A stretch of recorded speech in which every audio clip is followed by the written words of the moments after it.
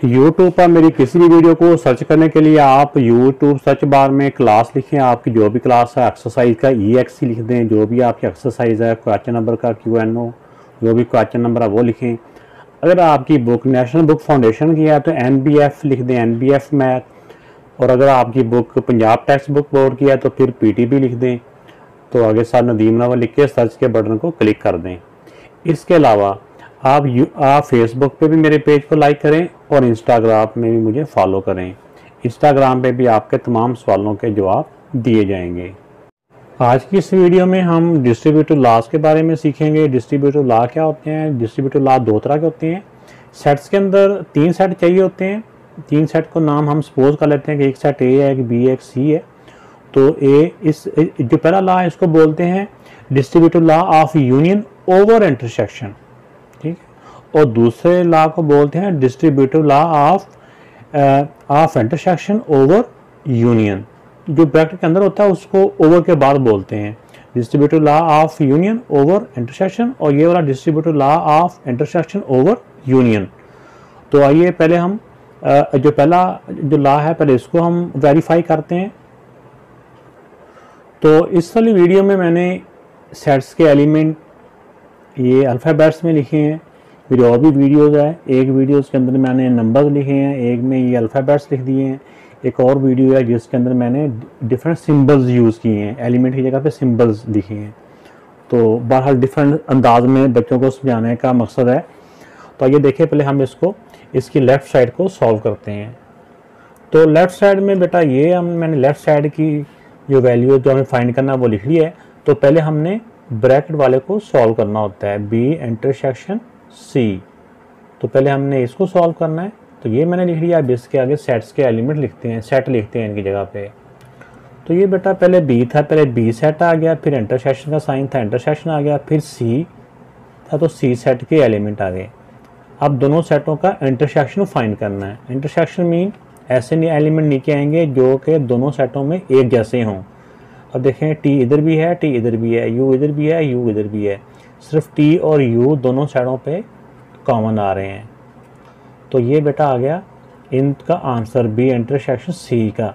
अब इसका हमने A के साथ यूनियन फाइंड करना है। इस सारे को अब यहाँ पे दोबारा मैं लिखता हूँ।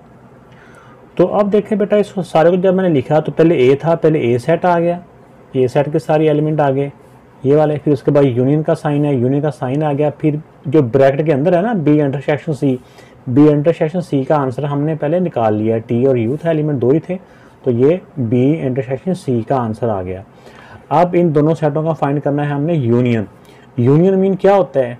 यूनियन मीन होता है कि दोनों सेटों के तमाम एलिमेंट को इकट्ठा एक ही ब्रैकेट एक ही सेट के अंदर इकट्ठे कर देना। तरतीब के साथ कर देंगे तो बेहतर हो जाता है। L M N O P Q आगे फिर T एंड U। ये इसका लेफ़्ट साइड का आंसर कंप्लीट आ चुका है। ये लेफ़्ट साइड का आंसर आ गया ना। अब हम इसका राइट साइड का आंसर फाइंड करते हैं, राइट साइड का। तो अब ये बेटा राइट साइड मैंने लिख लिया है। तो राइट साइड में भी देखें कि दो ब्रैकेट्स हैं, एक ये ब्रैकेट है और एक ये ब्रैकेट के अंदर वैल्यू है। तो पहले हमने ब्रैकेट वालों को सॉल्व करना होता है। तो पहले हम A यूनियन B फाइंड कर लेते हैं, फिर A यूनियन C फाइंड कर लेंगे, फिर दोनों के आंसर का क्या फाइंड करेंगे, इंटरसेक्शन।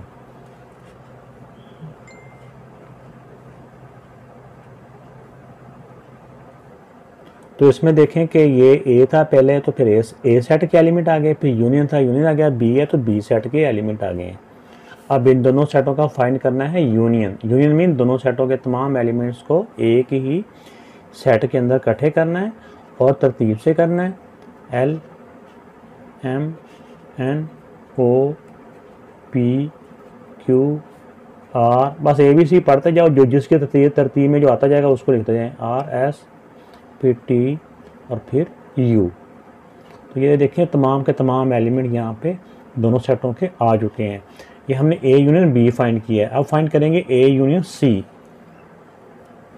तो ये पहले A था तो पहले A सेट आ गया, फिर B, फिर C था तो C सेट के एलिमेंट आ गया। दरमियान में यूनियन का साइन था तो हमने दरमियान में यूनियन का साइन डाल दिया। अब इन दोनों सेटों के तमाम एलिमेंट्स को हम एक सेट के अंदर ही इकट्ठा करेंगे। यूनियन का मतलब ये होता है ना कि दोनों सेटों के तमाम एलिमेंट को एक ही सेट के अंदर इकट्ठे कर देना। तो अब देखें शुरू में एल ही होता है इन सब से, एल एम एन में ये इधर टी यू है, तो पहले L M N O P Q R S T U V and W. तो ये बेटा ए यूनियन सी का आंसर नीचे आ चुका है। अब हमने ए यूनियन बी को और ए यूनियन सी का इंटरसेक्शन फाइंड करना है। इन दोनों के आंसर हम निकाल चुके हैं। तो अब देखिए बेटा इन दोनों सेटों का हमने इंटरसेक्शन फाइंड करना है। ये था ए यूनियन बी का भी आंसर हमने पहले निकाल लिया था। फिर ए यूनियन सी का आंसर ये निकाला था, वो हमने यहाँ लिख दिया। दरमियान में इंटरसेक्शन। अब इन दोनों सेटों का हमने इंटरसेक्शन फाइंड करना है। इंटरसेक्शन में कैसे एलिमेंट नीचे आएंगे जो कि दोनों सेटों में मौजूद हों, दोनों में सेम हों, एक जैसे होंगे। तो आप देखें कि हमें एक वैसे टिप बता रहा हूँ कि हमें पता है कि इसका आंसर भी जो आंसर लेफ्ट साइड का आता है ना उसी के अकॉर्डिंग ही होता है। तो लेकिन हम यहाँ पे भी दोबारा से हम फाइंड करेंगे तो वही आंसर आएगा। देखें जैसे L की वैल्यू इधर भी है, L की वैल्यू इधर भी है। चाहे आप टिक कर लें, चाहे आप ऐसे टिक भी कर सकते हैं कि इधर भी है। अपनी आसानी के लिए जैसे मर्जी आप कर सकते हैं। तो या अगर आप इस तरह डायरेक्ट भी लिखना चाहें तो भी लिख सकते हैं कि L इधर भी आ गया, L इधर भी है, M इधर भी है, M इधर भी है। इस तरह N इधर भी है, N इधर भी है। ये दरमियान में कॉमा होता है। ये O उधर भी है, O उधर भी है। फिर P इधर भी है, P इधर भी है। फिर Q इधर भी है, Q इधर भी है। उसके बाद R नहीं है दोनों तरफ। इसके बाद आ जाता है S भी नहीं है उधर। इसके बाद T इधर भी है, T इधर भी है। इसके बाद U इधर भी है, U इधर भी है। बस आगे इसके अंदर तो एलिमेंट ख़त्म हो गया, आगे बस यही इसके कॉमन है। ये आ गया सेकंड आंसर, या इसको कह लें कि ये आ गया राइट साइड का आंसर।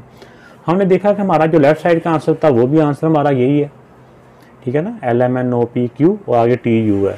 इस तरह जो राइट साइड का आंसर है ये भी हमारा LMNOPQ और T एंड U है।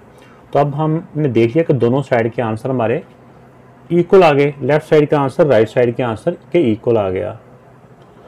तो आंसर 1 और आंसर 2 से ये बात प्रूव हो गई कि ये जो हमारा लॉ था, जो लॉ ऑफ या distributive law of union over intersection, ये इसकी लेफ्ट साइड और ये इसकी जो राइट साइड है, ये दोनों का आंसर आपस में इक्वल है।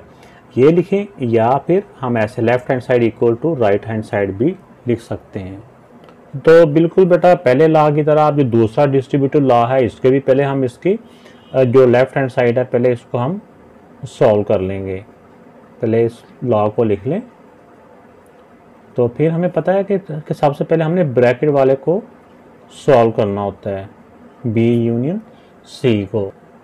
तो ये ब्रैकेट वाला B यूनियन C था तो B यूनियन C लिख दिया मैंने। तो पहले B था तो पहले B सेट आ गया, फिर यूनियन था, यूनियन का साइन आ गया, फिर C है तो फिर C सेट के सारे सेट को लिख दिया। तो दोनों सेटों के यूनियन का मतलब क्या होता है कि दोनों सेटों के तमाम एलिमेंट को हमने एक ही सेट के अंदर इकट्ठे करके लिखना है, और जो एलिमेंट दोनों तरफ होगा उसको एक दफ़ा ही लिखना होता है, उसको 2 दफ़ा नहीं लिखना होता।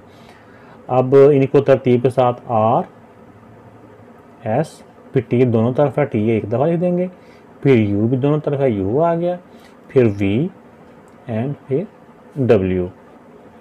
ये आंसर आ चुका है ब्रैकेट वाले का। अब ब्रैकेट वाले को A के साथ इसका इंटरसेक्शन फाइंड करेंगे।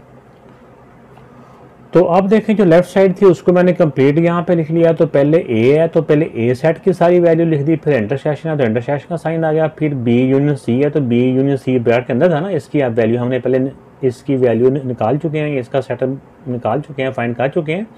फिर इसकी जगह पे इसका ये वाला आंसर आ गया। अब इन दोनों सेटों का फाइंड करना है इंटरसेक्शन। इंटरसेक्शन मीन कि यहाँ पे वो वाले एलिमेंट आएंगे जो दोनों सेटों में मौजूद हैं, एक जैसे हैं, कॉमन है। तो आप देखते हैं कि इन दोनों में कौन से एलिमेंट कॉमन है। तो जब हमने दोनों सेटों की तरफ देखा तो इसमें कोई एलिमेंट भी दोनों में सेम नहीं है। तो अब यहाँ पे आ जाएगा एम्प्टी सेट। तो ये बेटा आ गया इसका लेफ्ट साइड का आंसर। अब हम लिखते हैं इसका राइट साइड को सॉल्व करते हैं, ये वाला। तो ये राइट साइड मैंने लिख ली है। तो राइट साइड में एक ब्रैकेट ये है A इंटरसेक्शन B और दूसरी ब्रैकेट में लिखा हुआ है A इंटरसेक्शन C। तो पहले हम ब्रैकेट वालों को सॉल्व करेंगे।